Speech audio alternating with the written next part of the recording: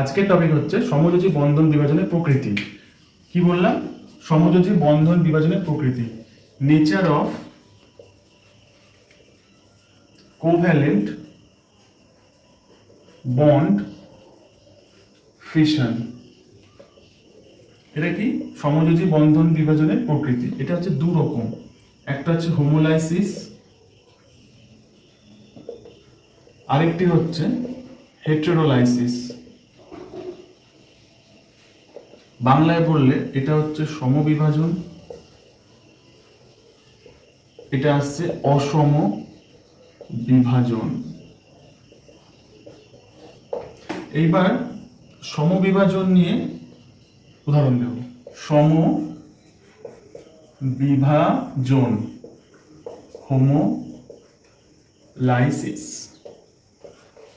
আমরা কি জানি? একটা বন্ড মানে হচ্ছে দুটো ইলেকট্রন, ঠিক আছে?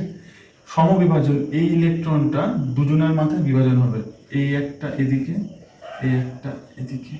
কি হবে? র্যাডিক্যাল, মুক্ত মূলক তৈরি হবে। দেখো, সমবিভাজন, দুটো ইলেকট্রন একটা বন্ড মানে আমরা জানি একটা এর মাথায় একটা এর মাথায়, এই একটা এই একটা, এগুলোকে বলা হয় মুক্ত মূলক, ফ্রি র্যাডিক্যাল। আসছি অসম বিভাজনে বা হেটেরোলাইসিস। হেটেরোলাইসিস আমরা কি জানি? একটা বন্ড মানে দুটো ইলেকট্রন, তাই তো? আগেরটাই কি দেখেছি? একটা একটা করে গেছে। এটা হচ্ছে অসম, অর্থাৎ এই দুটো ইলেকট্রন এই একটার মাথায় যাবে। ইলেকট্রন যে ছেড়ে দেবে তার মাথায় প্লাস চার্জ, যে নেবে তার মাথায় মাইনাস চার্জ। লক্ষণীয় দেখো, আগেরটাই আমি অ্যারো দিয়েছিলাম এইরকম সিঙ্গেল হেডেড, সেক্ষেত্রে একটা ইলেকট্রন যাচ্ছিল। এক্ষেত্রে দেখো ডবল হেডেড, অর্থাৎ দুটো ইলেকট্রন। তাহলে সিঙ্গেল হেডেড গেলে আমি দেবো হচ্ছে, বুঝবো একটা ইলেকট্রন যাচ্ছে, আর ডবল হেডেড অ্যারো মানে হচ্ছে সেক্ষেত্রে দুটো ইলেকট্রন যাচ্ছে। এগুলো বলা হয় ক্যাটায়ন, এটা হচ্ছে অ্যানায়ন, নেগেটিভ চার্জ, এটা হচ্ছে পজিটিভ। এখন প্রশ্ন আসতে পারে যে স্যার এটাকে কেন প্লাস নিলাম, এটাকে কেন মাইনাস নিলাম? এক্ষেত্রে দুটো পরমাণু আছে, যার তড়িৎ ঋণাত্মকতা বেশি সেই ইলেকট্রনকে নিজের দিকে কাছে টানবে।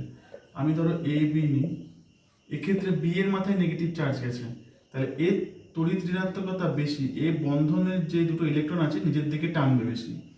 আরেকটা যদি উদাহরণ নিই, ধরো সি ডি, এক্ষেত্রে এর তড়িৎ ঋণাত্মকতা যদি বেশি হয় তখন এ হবে সি মাইনাস, এ হবে ডি প্লাস। তাহলে এটা ইন জেনারেল, অর্থাৎ সাধারণ, আমি এ বি সি ডি দিয়ে বোঝাচ্ছি, এ বি সি ডি। সেক্ষেত্রে আমাদের লক্ষণীয় যে কোন ক্ষেত্রে ক্যাটায়ন হবে, কোন ক্ষেত্রে অ্যানায়ন হবে।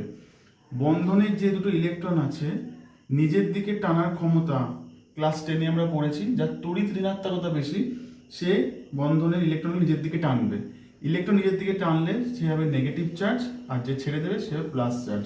তাহলে কোনটা প্লাস হবে কোনটা মাইনাস হবে সেটা আমরা এই ধারণা থেকে বুঝতে পারবো। এরপর আসবো সমবিভাজনে, যখন আমি বলেছিলাম মুক্তমূলক অর্থাৎ ফ্রি র্যাডিক্যাল। ফ্রি র্যাডিক্যালের উদাহরণ দিয়ে তোমাদের ব্যাপারটা ব্যাখ্যা করবে এবারে।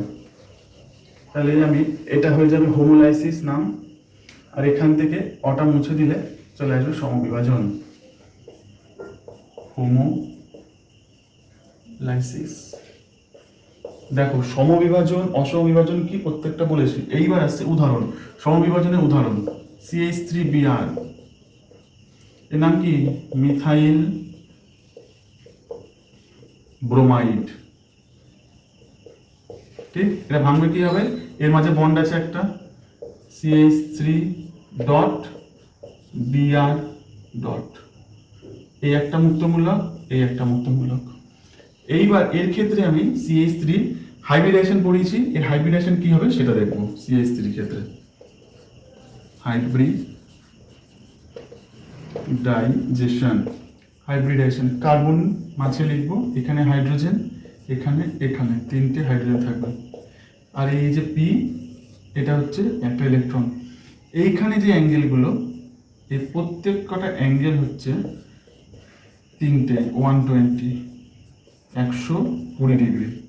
তাহলে এই কার্বনটা কি হাইব্রিডাইজড? sp2। এক্ষেত্রে লক্ষণীয়, এই হাইড্রোজেন যদি পাল্টে যায়, যদি এখানে অধিক তড়িৎ ঋণাত্মক ফ্লুরিন থাকে তখন এর আকৃতি পাল্টে যায়। তো এক্ষেত্রে ফ্লুরিনটা পরে আসছি, এই আকৃতিটা হচ্ছে সমতলীয়। যখন এখানে ফ্লুরিন থাকবে তখন এটাই হয়ে যাবে চেঞ্জ হয়ে পিরামিডীয়। এই ছবিটা আমি তোমায় দেখাচ্ছি এরপরে। দেখো এখানে হাইড্রোজেনের জায়গায় ফ্লুরিন চলে এসছে, সেক্ষেত্রে কি হয়, সেক্ষেত্রে স্ট্রাকচারটা অনেকটা এইরকম চলে আসে ফ্লুরিন। তখন এই কার্বনের হাইব্রিডেশন হয়ে যায় sp3। তাহলে এই কোণটা কত হবে 109 ডিগ্রি 28 মিনিট। তাহলে দেখো এইটা হচ্ছে পিরামিডীয়।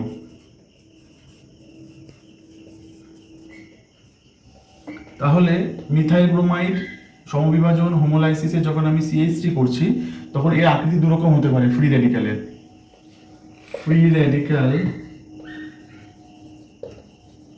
এর দু রকম আকৃতি হতে পারে, এক হচ্ছে সমতলীয় আর দুই হচ্ছে পিরামিডীয়।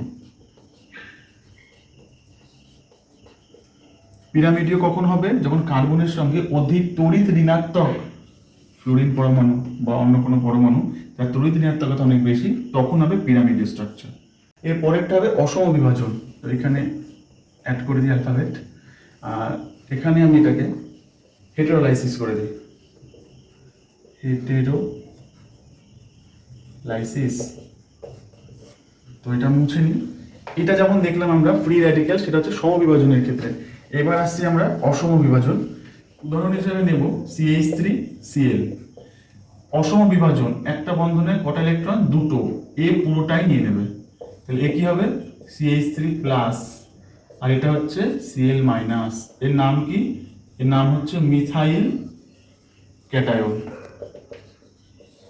এবার এর হাইব্রিডেশন দেখব, কার্বন হাইড্রোজেন হাইড্রোজেন। আগের ক্ষেত্রে কি ছিল, এখানে ইলেকট্রন ছিল, এটা কিন্তু ফাঁকা, কারণ দেখো এখানে ইলেকট্রন নেই। আর এই কোণগুলো হচ্ছে 120 ডিগ্রি, 120, এগুলোও তাই।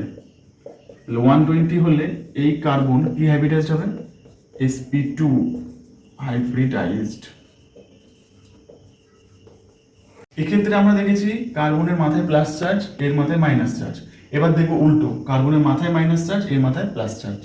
উদাহরণ হিসেবে নেব ক্লোরোফর্মকে, 3টে ক্লোরিন। ক্লোরিনে কি ইলেকট্রোনেগেটিভিটি বেশি, তাহলে এই বন্ধন জোড়ে ইলেকট্রনকে কি করবে, নিজের দিকে টানবে, মাইনাস, এটা হবে প্লাস চার্জ। তাহলে এটা হচ্ছে কার্বো অ্যানায়ন। আগে কি বলেছি আমি, ইলেকট্রন নেগেটিভিটি মৌল যদি কার্বনের সঙ্গে যুক্ত থাকে এই ইলেকট্রনকে নিজের দিকে টানবে। তাহলে এই বন্ধন জোড় ইলেকট্রনকে নিজের দিকে টেনেছে, যার ফলে এর মাথায় মাইনাস চার্জ এসছে, আর এটা হচ্ছে প্লাস চার্জ। এর দেখবো হাইব্রিডাইজেশন কি হয়। এই কার্বনে ক্লোরিন থাকবে এদিকে 3টে, আর এই যে পি অরবিটাল, এই যে দেখছো ইলেকট্রন, সেটা এখানে থাকবে। আর এর কোণ হবে হচ্ছে 109 ডিগ্রি 28 মিনিট। তাহলে এইটা sp3 হাইব্রিডাইজড, আর এর আকৃতি হচ্ছে পিরামিডীয়। এখানে আকার করবে। তো এই গেল এটা ডিটেল আলোচনা।